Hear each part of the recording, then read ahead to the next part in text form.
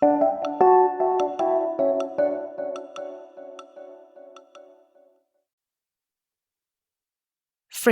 tell me if any of this sounds familiar. You sit down to write again. You open your manuscript, stare at the cursor blinking on the screen, take a breath and say, "Okay, God, this is for you." But 10 minutes in, you're checking your Amazon rankings. 20 minutes in, you're comparing your word count to another author's. An hour in, you've spiraled into worry about whether this book will even sell, whether anyone will care, whether you are wasting your time. And suddenly, what started as you showing up for God feels more like a grind, a chore, another item on your never-ending to-do list. If this tickled at your conscience, friend, here's why. Most of us have never been taught how to write as worship. We've been told to write for God, to dedicate our books to Him, to hope He uses our words.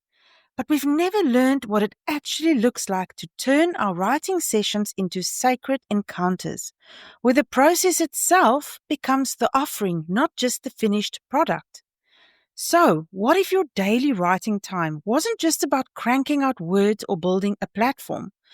What if it could become the place where you meet with God, where your books aren't just projects you're trying to get right for Him, but altars where you lay down your striving, your fear, your need for validation, and simply be a place where you abide?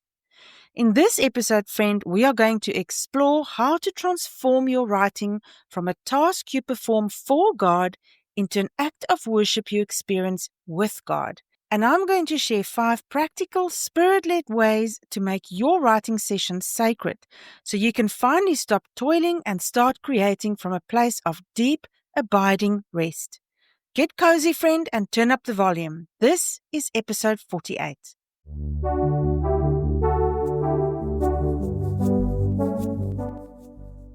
I'm Ursilia Teixeira, ex-real estate agent turned award-winning Christian fiction author. When I wrote my first novel on a bucket list whim, I had no idea it would spark a spiritual journey that would redefine my calling. But you know what, friend? Self-publishing wasn't easy. I got caught in the hustle, chasing rankings and sales while desperately trying to stay rooted in Christ. Now, by God's grace, I'm building my author business His way, and now He's called me to help you do the same. Welcome to the Anointed Scribe podcast, where faith meets business for Christian writers. Let's write, publish, and grow our author business God's way. Are you ready? Well, then let's get started.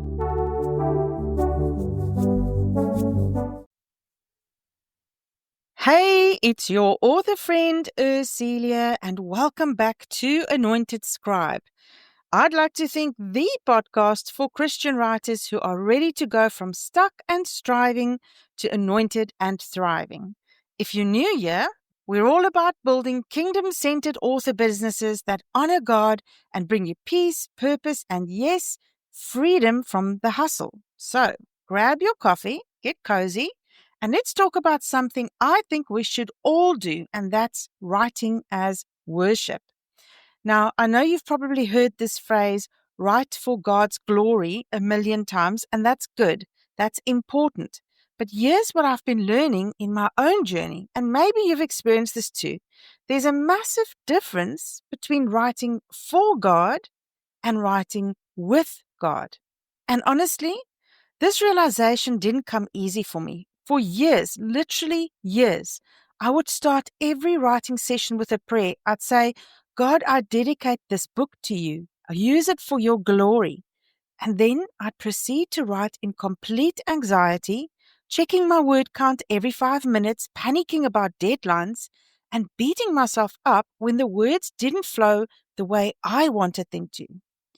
I thought I was honoring God with my writing, but really, I was just white-knuckling my way through every manuscript, hoping He'd bless the finished product. I was performing for an audience of one, sure, but I was still performing, still striving, still toiling, still carrying all the weight of making it good enough for Him. And let me tell you, that is exhausting. So, when God started gently showing me a different way, a way where my writing could actually become a place of rest, of connection, of true worship, it honestly felt too good to be true. Like, wait, you mean I don't have to white knuckle this? I don't have to prove anything? I can just write with you? Yes, that's exactly what God was saying. And I want to unpack what this looks like because I have a feeling some of you need to hear this today as much as I needed to learn it. So let me start by breaking down what I mean when I talk about the difference between these two approaches to writing.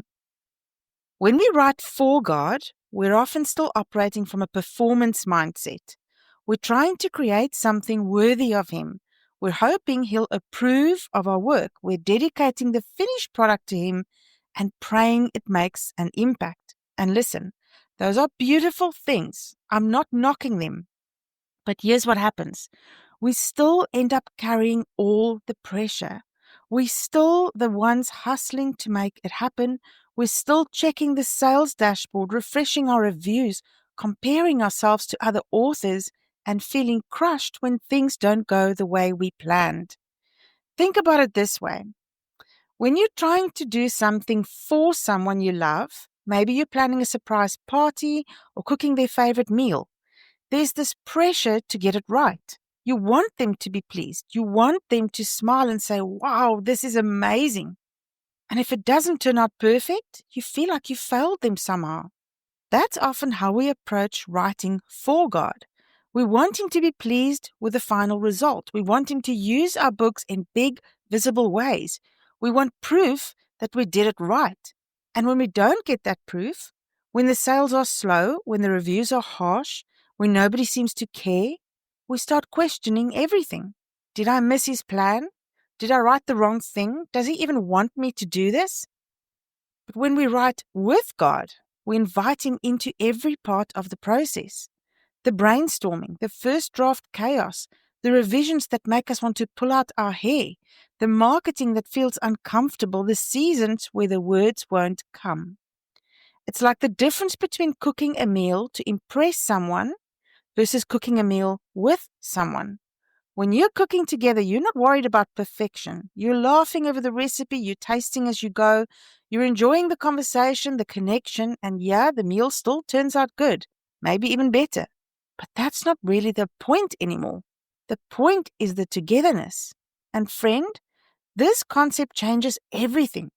Now, I know some of you might be thinking, but Celia, doesn't God want us to work hard, to do our best? Absolutely. But there's a difference between working from rest and working from striving. One flows from trust, the other flows from fear. One brings life, the other brings burnout. And here's the beautiful irony. When we stop trying so hard to create something worthy of God and instead just show up to write with Him, our work actually gets better. Because we are no longer writing from insecurity, comparison, or the need to prove ourselves. We are writing from a deep well of peace, trust, and intimacy with Him. So, how do we make this shift? Well, let me share something with you that has completely transformed how I approach my writing time. In the Old Testament, altars were places of encounter. They were where people met with God, where they brought their offerings, not because God needed their sacrifices, but because they needed to remember who God was and who they were in relation to Him. An altar was a place of surrender, of worship, of trust. And here's what God's been teaching me. Our writing can become that same kind of sacred space. Think about Abraham building an altar in Genesis 12, right after God called him to leave everything familiar and go to an unknown land. The altar wasn't about performing for God. It was about marking a moment of encounter, of surrender, of trust. It was Abraham saying, I don't know where this is going, but I know you are with me, and that's enough. Or think about Elijah on Mount Carmel in 1 Kings 18. He built an altar not to show off his spiritual prowess, but to invite God's presence into an impossible situation. And when God showed up, everything changed. When we approach our writing as an altar, we're not just producing content. We're not just trying to hit word counts or launch deadlines. We're laying down our need to control the outcome. We are surrendering our fear of failure. we are releasing our grip on the results. We are saying, God, I don't know if anyone will read this book. I don't know if it will even sell. I don't know if it will make the impact I dream of, but I'm writing it with you, and that's enough. Do you see the difference? Writing as worship isn't about working harder or being more spiritual. It's about making your writing sessions less about productivity and more about presence.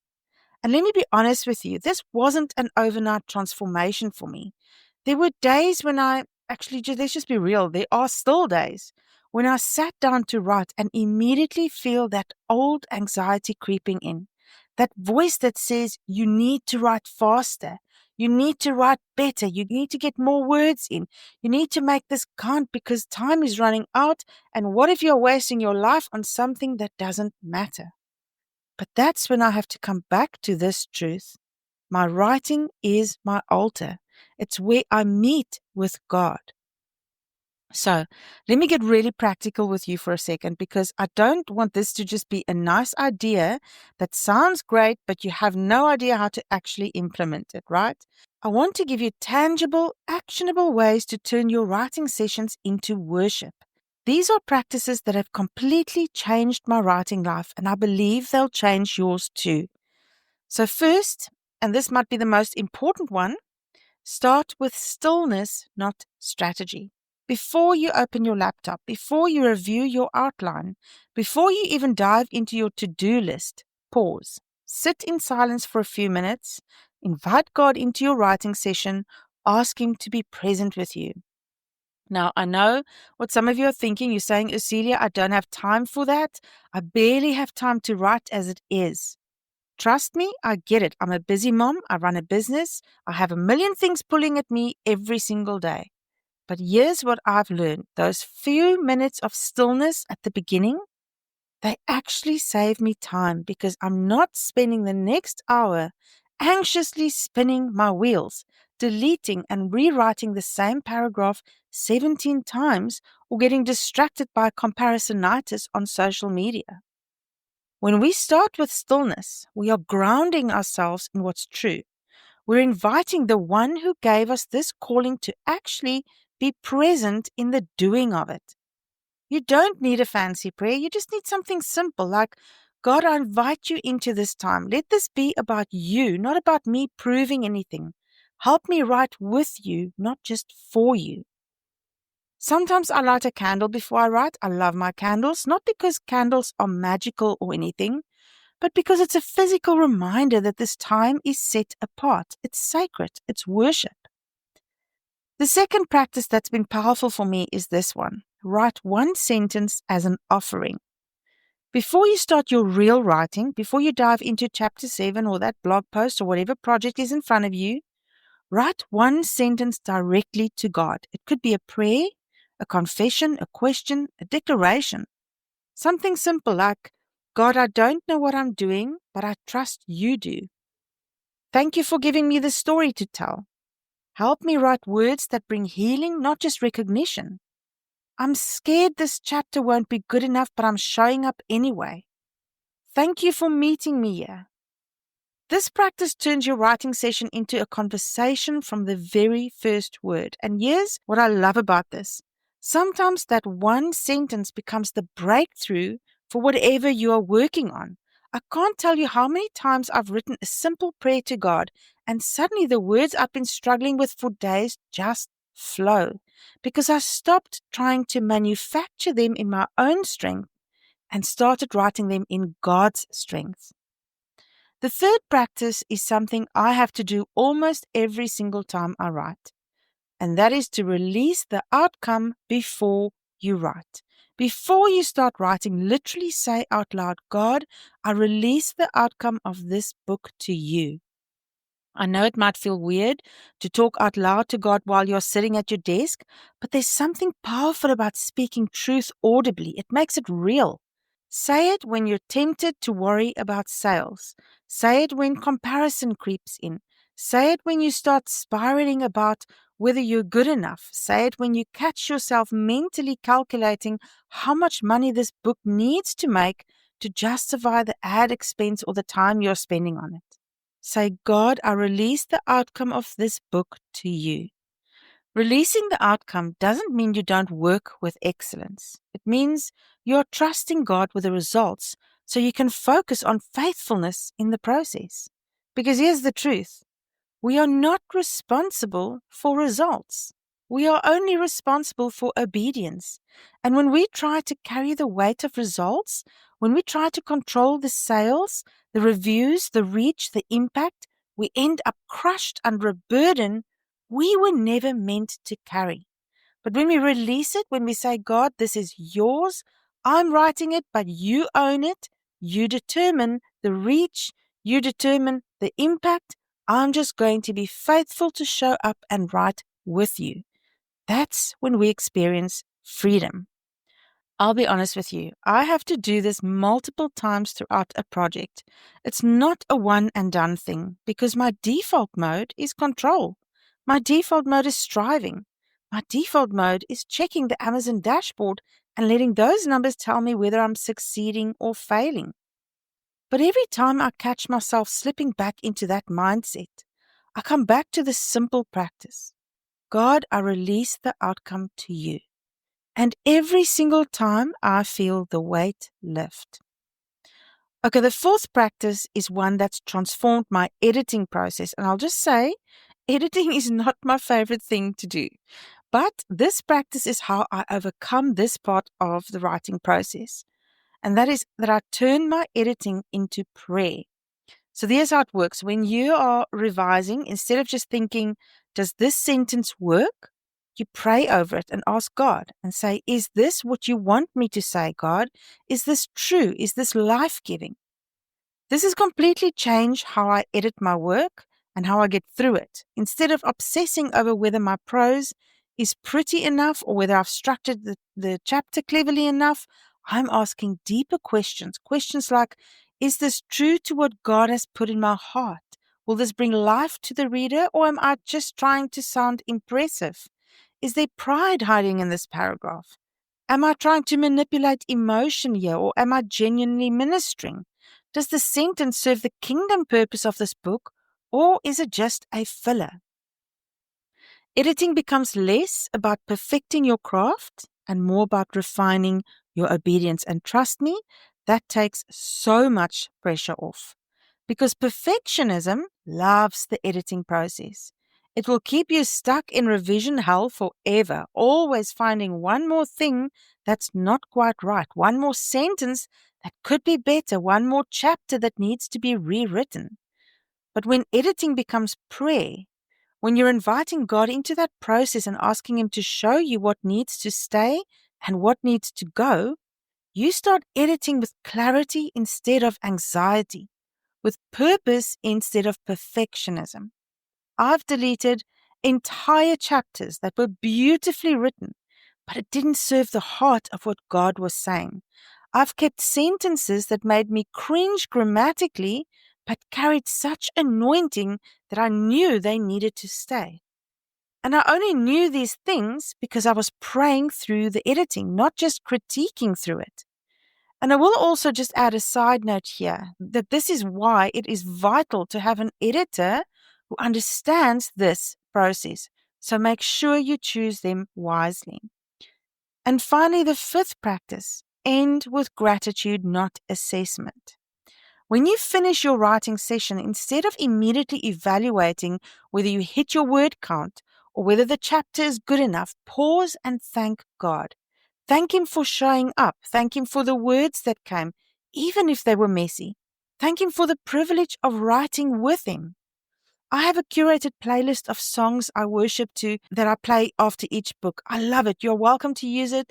It's in my free resource library. The link is in the show notes. But I love worshiping and just sometimes falling on my knees and just praising God and practicing this because it trains your heart to find joy in the process, not just the product. Our default is to assess, right? We close the laptop and immediately our brain starts running the numbers. I only wrote 500 words today. I needed to write 1,500. I'm behind. I'm never going to finish this book. Other authors are so much more productive than me. They write so much faster than me. What's wrong with me? Or maybe you're saying this chapter was terrible. I'm going to have to rewrite the whole thing. Why is this so hard? Why can't I write like that author? But when we end with gratitude instead of assessment, we are choosing to see our writing through God's eyes instead of the world's metrics. A simple prayer is all you need to say. You need to just say, God, thank you that I got to write today. Thank you that you gave me words, even if they weren't perfect. Thank you that you were with me in this process. Thank you that this isn't about hitting goals. It's about communing with you. Sometimes I write these thank you prayers in a journal. Sometimes I just speak them out loud. But either way, I'm intentionally choosing gratitude over critique. And here's what's beautiful. This doesn't mean we don't care about excellence. It doesn't mean we don't work to improve our craft or meet our deadlines. But it means our worth isn't tied to our productivity. Our identity isn't tied to our output.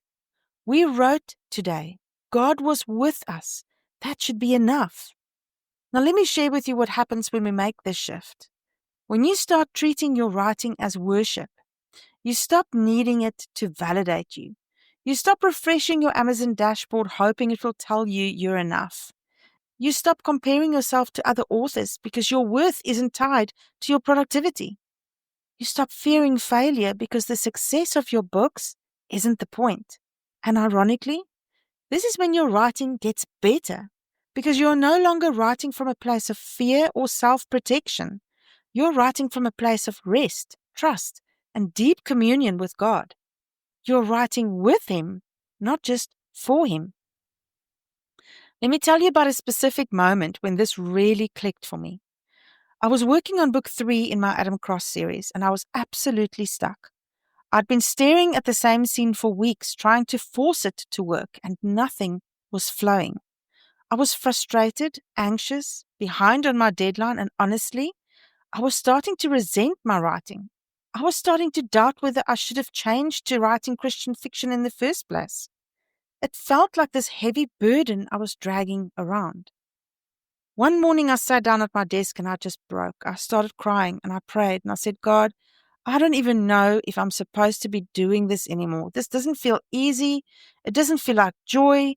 This just feels like I'm failing. And in that moment, I'm telling you, it was as clear as anything I've ever heard. God whispered to my heart and He said, stop trying to write a bestseller for me. Just write with me. That was it. That simple sentence broke something open in me. I wasn't supposed to be trying to write the perfect book. I wasn't supposed to be hustling to prove I was good enough of stewarding this calling. I was supposed to be showing up, inviting Him in and writing with Him. Even if the words were messy, even if the book never became a bestseller, even if no one ever read it, the point was that I was doing it with God. The point was that I was in communion with God. And you know what happened? I rewrote that scene in 2 hours. It just poured out, not because I tried harder, but because I finally surrendered. So here's my challenge for you this week, friend. And I really want you to do this, okay? Because I don't want you to just listen to this episode and think, oh, that's beautiful. That's so nice. And then go back to your regular routine. Actually try this. Choose one of those 5 practices I shared and try it. Just pick one. Start your next writing session off with stillness, or write one sentence as an offering, or release the outcome out loud. Turn your editing into prayer, or end with gratitude instead of assessment. Pick one and see what God does. You don't have to overhaul your entire writing process overnight. You don't have to do all 5 things perfectly. Just pick one practice that resonates with your heart and try it this week. And then pay attention. Pay attention to how you feel when you write. Pay attention to what shifts in your heart. Pay attention to whether the words flow differently when you approach them as worship instead of work. Because I truly, deeply believe that when we approach our writing as worship, we don't just write better books. we become better writers, more rooted, more free, more aligned with who God created us to be. We stop performing and start communing. We stop toiling and start abiding.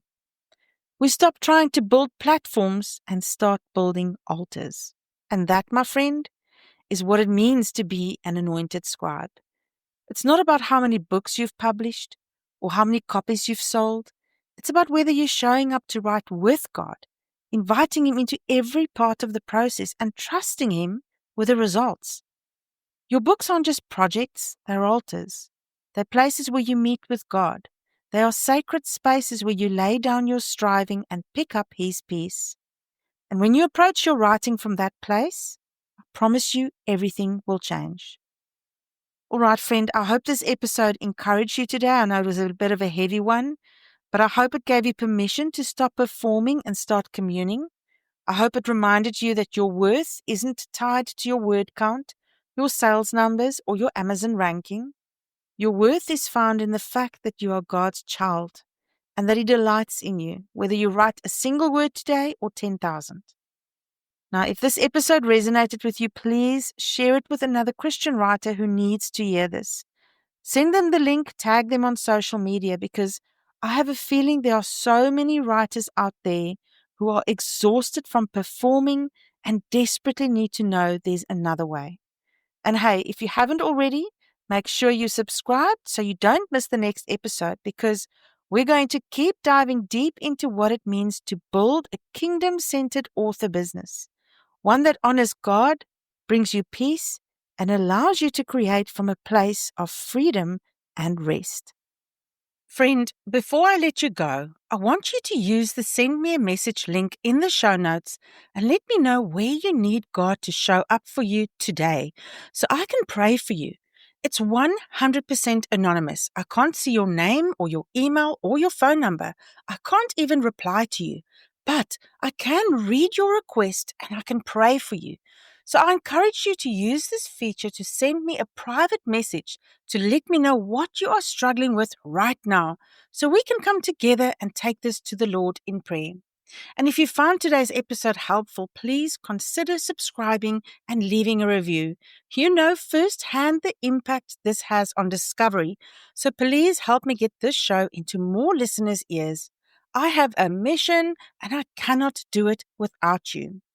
Oh, and if you want more tips outside of the show, sign up to my monthly 5-minute manna emails. The link is in the show notes. Okay, so that's it for today's show.